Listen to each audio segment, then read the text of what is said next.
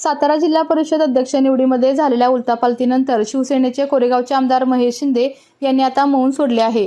जिल्हा परिषद निवडणुकीमध्ये कोरेगाव विधानसभा मतदारसंघामध्ये आमची युती ही भाजपसोबत होती, त्यामुळे आम्ही शेवटपर्यंत भाजपसोबत राहण्याचा निर्णय घेतला। भाजपसोबत आमची नैसर्गिक युती असल्याने इतर कुठेही जाण्याचा प्रश्न येत नव्हता। दरम्यान पालकमंत्री शंभूराज देसाई आणि मंत्री मकरंद पाटील यांनी शशिकांत शिंदेंना सोबत घेतल्यानेच मिठाचा खडा पडलेला आहे। ज्यांच्या विरोधात आम्ही लढलो त्यांच्यासोबत जाणं हे आमच्या लोकांना पटलं नव्हतं, असं स्पष्टीकरण आमदार महेश शिंदे यांनी दिलं आहे। दरम्यान शशिकांत शिंदे हे मिठाचा खडा असून त्यांना सोबत घेतल्यामुळे शंभूराज देसाईंना या निवडीत पराभवाचा सामना करावा लागला।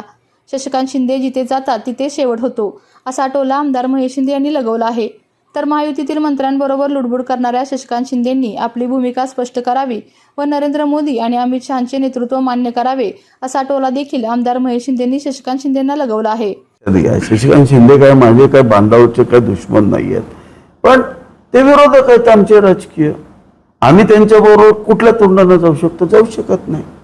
आम्ही त्यांच्या विरुद्ध जर कोरेगावमध्ये लढलोय तर आम्ही नाही जाऊ शकत। आता शशिकांत शिंदे साहेबांनी त्यांची तुतारी विसरून घड्याळाकडे गेलेत। आम्हाला पण आश्चर्य वाटते, नक्की काय झालंय आम्हाला पण कळत नाही।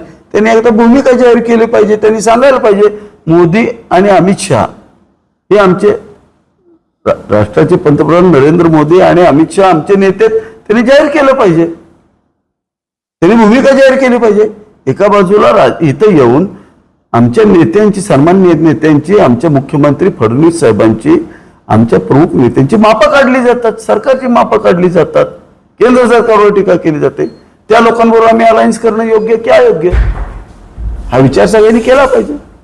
पोलीस प्रशासन जे सरकार आम्ही उद्धव साहेबांचं पाडलं ते याच्यासाठीच पाडलं होतं की प्री पोल अलायन्स आमचा भाजप बरोबर होता। माझाही प्री पोल अलायन्स कोरेगावचा हा भाजप बरोबर होता। मग आम्ही महाविकास आघाडीच्या बरोबर कसं जाणार? महाविकास आघाडीच्या एका घटक पक्षाचे प्रदेशाध्यक्ष त्या ठिकाणी असताना आम्ही त्यांना मतदान कसं करणार? आमचा विश्वास नसता तर पहिल्यापासून आम्ही त्यांना दिलंच नसतं आम्ही बरोबर।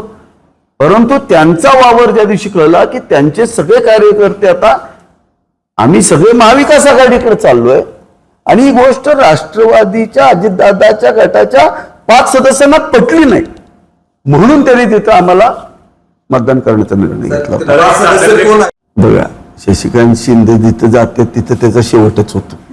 आजपर्यंत तुम्ही बघितलंय, जिथं गेले गुलाल उदाळला तिथं बुक्काच तयार झालाय।